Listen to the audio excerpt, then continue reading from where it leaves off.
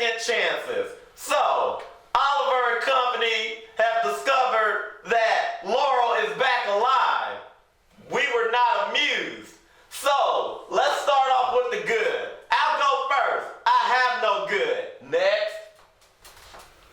My good is my boy Chase. Chase pulled some Sherlock Holmes level shit to get Diggle out the pen. I was wondering because I thought we had to stand outside the building with some free some Diggle signs.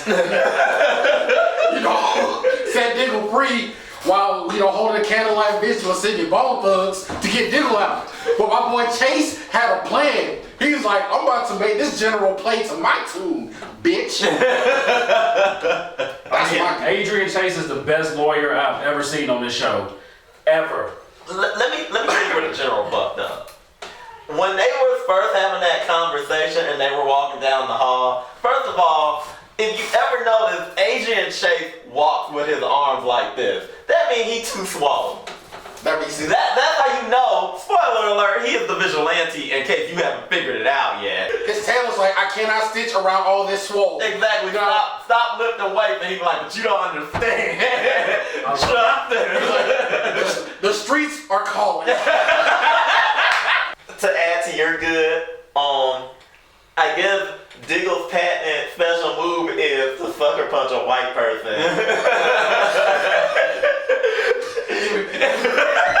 Although Chase provoked it, he still didn't see it coming. It was so smooth. Yeah, like that was the best action we got out of this episode. And elongated, did you see how Yeah, he had some reason. I was like, is Diggle meta? But I'm just saying. That punch, he put the soul of his people. I'm just saying, he must have practiced that after he got it in on Roubaix last season. I think Diggle brought that punch back from season 1. Probably. He reached back that far. And remember, he was probably in jail for a minute, so he been out in the yard a couple of times. Someone probably tried to take his cornbread and he wasn't having it. Yeah. My good, I know we rag on him a lot, but we finally see Curtis coming into his own. I don't know what took so long for this switch to click into his head that your specialty is tech. So become a tech superhero. No, I think you're reaching on that, but keep going. My thing is this. The first part of addressing any disease is admitting that you have one. And you have suckeritis because you can't fight worse shit. Okay. And you admit that. I love it. Yeah, okay, it's good that he admitted that. But we were introduced to Curtis when Adam was on the show. So he's a techie.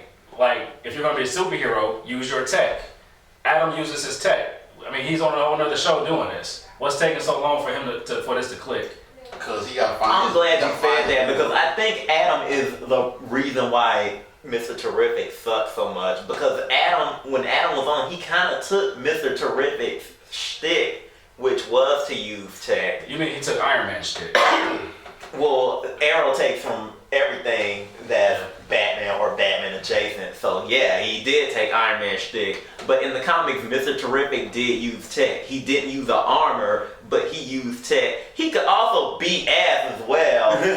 The tech is only gonna get you so far. Throw a fucking punch. That's all I'm saying. I mean, just go ahead and train with Felicity. Y'all should be workout buddies. I was just about to say that to add insult to Curtis's injury, we see Felicity training and she putting hands. One of my greats for the episode is when Siren was getting out of pocket and then Prometheus came and said, yo, you need to stay in your damn lane.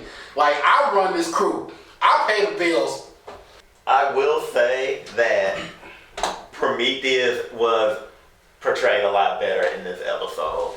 Even his little fight scene with Oliver, that was a mark above what we saw last season. Not last season, but the last episode before we went on hiatus. Alright, so we have one more good. So we put up a poll during the hiatus about how Black Siren will be taken down. As we and most of you guessed, she will be punched in the face by Felicity. I don't know how we all knew it. I don't know if it was wishful thinking, but it happened. And we feel good about it. Let's go ahead and get into the bad. Who wants to start off first? So, the bad with me has to be like, this felt like a Christmas story, and Oliver was Ebenezer Scrooge chasing after the ghost of Pussy Pass. Because he was like, oh my God, I gotta save her, and but Oliver, she don't want to be saved, but I gotta save her, and that was the theme of the whole episode. You know what irked me at the beginning when she came back and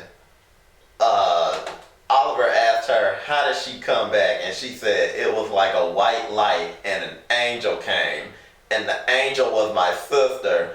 And I'm looking at Oliver and I'm like, if you believe this shit, you the stupidest motherfucker. And let's get this out of the way. They wouldn't have known that anybody that watches Arrow and doesn't watch The Flash wouldn't have known that a black siren even existed and that alternate universe crap was going on because they didn't watch The Flash. So for those that watch all the CWDC shows or whatever and knew who Black Siren was and that this may be her, then you were fine. But again, we gotta pull this crossover bullshit. They gotta keep bringing that up and insisting that you watch everything. This kind of leads into one of my bads. Like, the episode was just cyclical. Yeah. Like, It was Laurel or Black Siren shows up, we catch her. We let her go. Laurel, Black Siren shows up, we catch her, she gets away. And it's not even just that. Like, they just keep going in the same fucking motions about, I believe her, you gotta trust her, no, I don't trust her, blah, blah, blah. And it's like, just stop. My bad for the episode. Anybody keep up with Ragman? He was popping in and out, but it literally felt like they were just after he fought Laurel and she won, yes, that happened. This was the gas money episode for him. He was like, "Hey guys, I'm here. Like, get my Like literally, they needed to jerk off Katie Cassidy, so they gave her all the CG and all of that shit. And Honestly, I think it goes back to one of the problems of what we talked about previously, was that Ragman is too strong. Ragman could have possibly taken her out. But at the same time, I think I saw a scene where Vigilante knocked out Ragman, so he wasn't in the final fight. Vigilante was there? Not Vigilante, Prometheus, I'm sorry. I get them mixed up somehow. My thing is, because they're probably the same fucking character. they needed a way to make Mr. Terrific prominent, and apparently he saves the day with a direct TV satellite dish. I got a bad. All the flashbacks. They were horrible, and I didn't get anything from any of them. It was just like 15 minutes of stuff. It was padding. I'm gonna tell you everything you need to know about the flashbacks. They sat Oliver in a chair. They knocked him down. Let's go back to regular story. I got a bad. The anticlimactic, stupid ass reveal of Talia al Ghul. All right, so yeah, you thought the bad was bad. Let's get into the laurels. Would you care to go first? Yes. I'm going to repeat a line that was said in this show that came out of Stephen Amell's mouth. I can't pretend to understand parallel dimensions. That was the dumbest thing ever on a TV show. A dramatic TV show. What the fuck? There was a line in there, I think Wild Dog called her Trinity. Yeah, I caught that. From the Matrix. I caught that. I mean, 20. You made a Matrix reference joke that was 20 years in the making. You're so fucking clever. That's why Thea wants to fuck you.